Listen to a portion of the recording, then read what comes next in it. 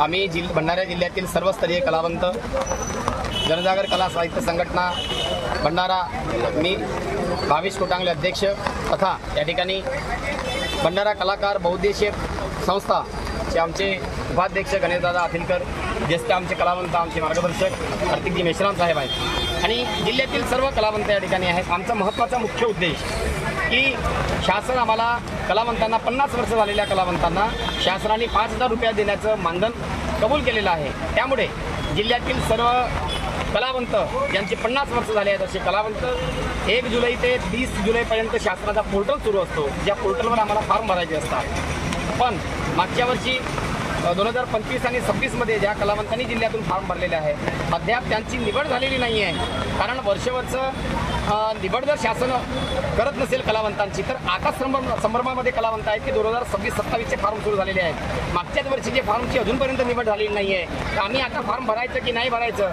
कारण फॉर्म भरायला सुद्धा 3,000 रुपये खर्च येतो।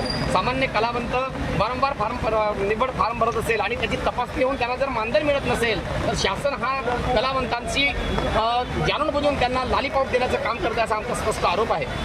मला असं म्हणायचं आहे की मागच्या काळामध्ये 2021, 22, 23, 24मध्ये ऑफलाईन फॉर्म लोकांनी भरायचे, तर त्या काळामध्ये फॉर्म तपासायला वेळ लागत होती, आम्हाला मान्य आहे। पण आता शासनाने डायरेक्ट ऑनलाईन केल्याच्या नंतर पोर्टल ओपन केला की सगळे कलावंतांचे फॉर्म दिसतात, तरी पण जाणून बुजून कलावंतांचे फॉर्म चेकिंग होत नाही आणि त्यांची निवड होत नाही। यामुळे संतापलेले सर्व कलावंत या पावसामध्ये या ठिकाणी आम्ही प्रशासनाला जाब विचारण्यासाठी या ठिकाणी आलेले आहोत। महत्त्वाचा विषय असा आहे की वारंवार सगळ्या योजनांची अंमलबजावणी शासन करतो, मग कलावंतांसाठी 5,000 रुपयाचं पॅकेज जर शासनाने दिलं असेल तर मग त्या कलावंतांनी ऑनलाईन फॉर्म भरलेला आहे, त्या ऑनलाईन फॉर्मची निवड का करत नाही, त्यांची तपासणी का होत नाही आहे। जेव्हा आम्ही विचारला जातो तेव्हा ते सांगतात साईट नाही आहे, हे नाही आहे, ते नाही आहे, पोर्टल दिसत नाही आहे, ही नाही दिसत, म्हणजे निवड कलावंतांचाच पोर्टल का बंद होतो, बाकीच्यांचा पोर्टल सगळं सुरू राहतो, बाकीच्यांच्या सगळ्या निवड याद्या दिसत आहेत, कलावंतांच्याच का दिसत नाही, म्हणजे जाणून बुजून कलावंतांच्या पोटावर लाथ मारण्याचं काम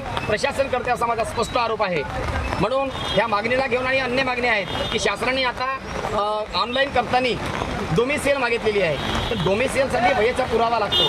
काही ठिकाणी बऱ्याच कलावंतांना वयाचा पुरावा शोधण्यासाठी त्यांना शाळेमध्ये इकडे तिकडे धावपळ करावी लागते। तर आमची महत्त्वाची अट हे सुद्धा आहे की फॉर्म भरताना डोमेसियलची अट ठेवू नये, कारण त्याच्या टीसीनुसार, त्याच्या कास्टनुसार, त्याच्या आधार कार्डनुसार तो या जिल्ह्याचा रहिवासी आहे की नाही हे नमूद होतो।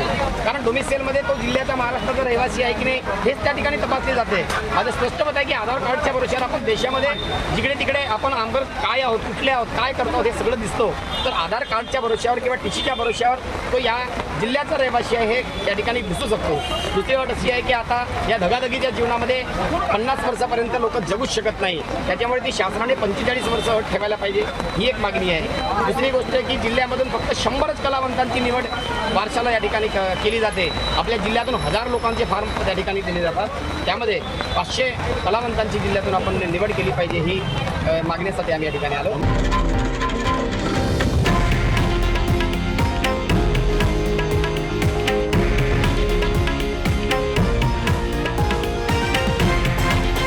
हे आहे देशातील नंबर 1 न्यूज नेटवर्क आणि आपण पाहत आहात TV9 मराठी, एकमेव।